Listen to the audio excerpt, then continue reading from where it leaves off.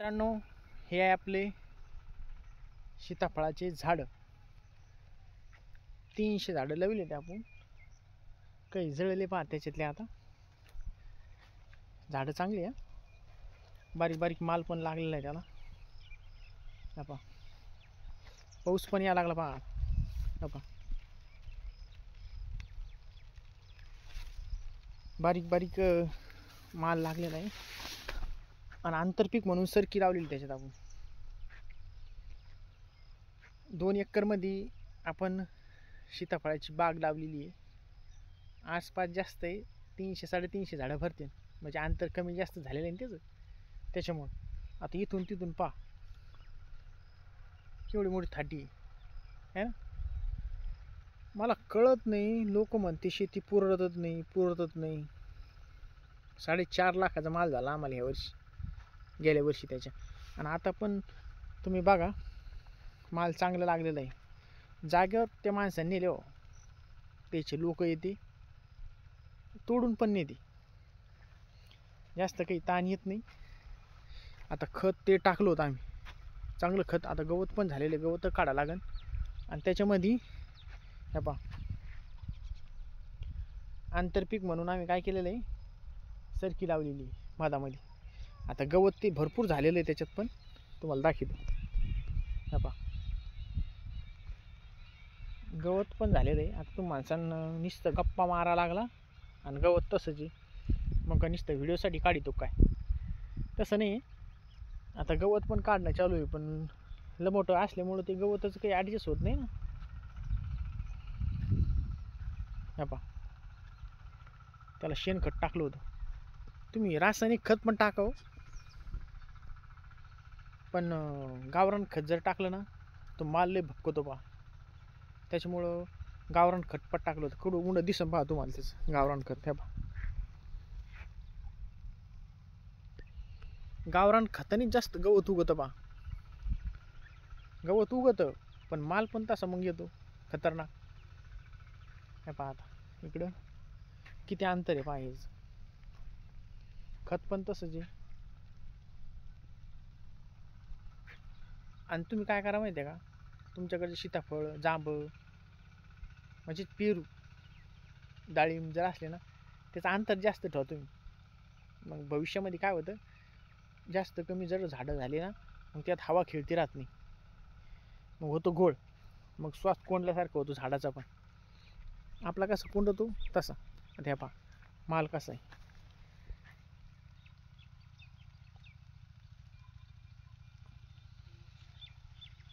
चांगला आहे माल. 3 वर्ष झालेले झाडाला. या लय मन भारी वाटतं राव पण मळ्यात येऊन. हे पहा, आता 2 पट्ट्या टाकलेल्या याच्यात. आणि एका पट्टीमध्ये आपल्या घरच्यासाठी समजा खायला प्यायला हे टमाटे लावलेले. टमाटे झाडं, हे कुठं मुडं भेंड्या फिंड्या घरच्यासाठी, मग विकत आणायचं काम नाही ना त्याच्यामुळं. आता हे पाहिजे, हे झाड जळलं होतं. 400च्या आसपास झाड आहे, पण तुम्हाला कोण सांगितलं मी 350? म्हणजे असं जळलेलं कोण सांगेन त्याच्यामुळं. आणि याला असं खर्च नाही ना जास्त, औषध मारा लागत नाही. फक्त पाणी दिलं की आपण काय म्हणतो, डाळिंबाला लय पैसे लागते बाबा खता औषधाला, असं तसं. मग हे रानटी पीक म्हणते याला. पाणी पाहिजे फक्त. खत टाकलं तर नाही टाकलं, पण आम्ही काय केलं, शेणखत टाकलेलं त्याला. त्याच्यामुळं ते लय भपकलं पहा. असं गवत पण आलेलं आहे आणि माल तसंच आलेलं आहे. आता वातावरण पहा कसं झालेलं पावसाचं. व्हिडिओ बनवताना पण पाऊस यायला लागलेला आहे. त्याच्यावर असं मोबाईलवर दिसत असेल तुम्हाला, कुठं मुडं थेंब पडलेले पहा. पण आता लोक म्हणते पुरत नाही शेती, पुरत नाही. फळपीक असं घेतलं का थोडंफार पाणी गिनी असलं त्याला पुरती हो. मग आपण घरी काय करीन, शेती पुराणीच नाही. स्वतः जर केली ना तर पुरती पहा. मग काही कामावले लाविले 300-400 रुपये रोज त्यायला, आणि आपण पायाची घडी घालून बसलो घरी, मग कसं होईल? शासनाचं मग थोडंफार चुकत आहे, भाव कमी जास्त होतो. पण समजा आम्ही आता सोयाबीन, काल व्हिडिओ बनवला होता आपण, सोयाबीनमध्ये सरकीमध्ये तिकडं थोडं मागं पुढं झालं ते फळपिकामध्ये ते ॲडजस्ट होऊन जातं. त्याच्यामुळं इकडे पैसे तिकडं, तिकडे पैसे इकडं, ते ॲडजस्ट होतं. आणि तुम्ही एकच पीक घेतलं, समजा डाळिंबच घेतले, सीताफळच घेतले, नुसतं मार्केटमध्ये गेले आणि नुसतं म्हणायला लागले माझ्याकडे 400 झाडे बरं का डाळिंबाची, मोसंबीची 1000 झाडे, आणि त्याला भावच लागला नाही, तर मग अशी पंचायत व्हायला नको. त्याच्यामुळं इकडे काही तिकडे काही असं करीत गेलो ना, मग परेशानी होत नाही जीवाची. नाहीतर मग याचे कोण घे 10,000, त्याचे कोण घे 10,000, मग ते पुरत नाही माणसाला.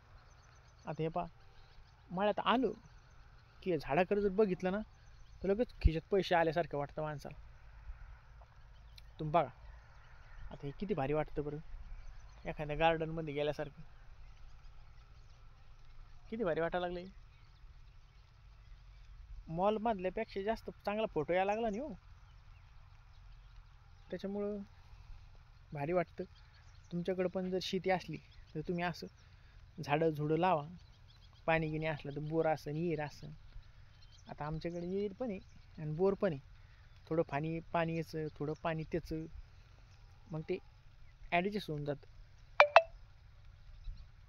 थांबा, मॅसेज आलता मधात, मग अजून टुंकून वाजलं. बघा झाडं, तुम्हाला काही व्हिडिओ टाकी, तू काही कसं टाकीन, फळं गेल्या वर्षीपेक्षा चांगले लागले राव. सीताफळाचं लापट पीक आहे, लापट. थोडं पाणी आलं उन्हाळ्यात सगळीच असं काड्यात नसते उभा राहते, पण आता लगेच पाऊस आला की लगेच हिरो होतं, एखाद्या जंगलात गेल्यासारखं. या पा इथून तिथून लगेच किती मोठे झाड आहे. चांगली खड्डे केली, खतगीत टाकलं ना, मस्त होतं राव. नुसतं मार्केटमध्ये फिरून गाडीवर नुसतं प्रगतिशील शेतकरी टाकून होत नाही. इथं चड्ड्यात दिल्या होत्या माणसाचे, कामं करावं लागते. त्याच्यामुळे मला काय वाटलं नाही गाड्या, आज व्हिडिओ आपण सीताफळावर बनवू. थोडंफार चांगलं वाटलं. धन्यवाद.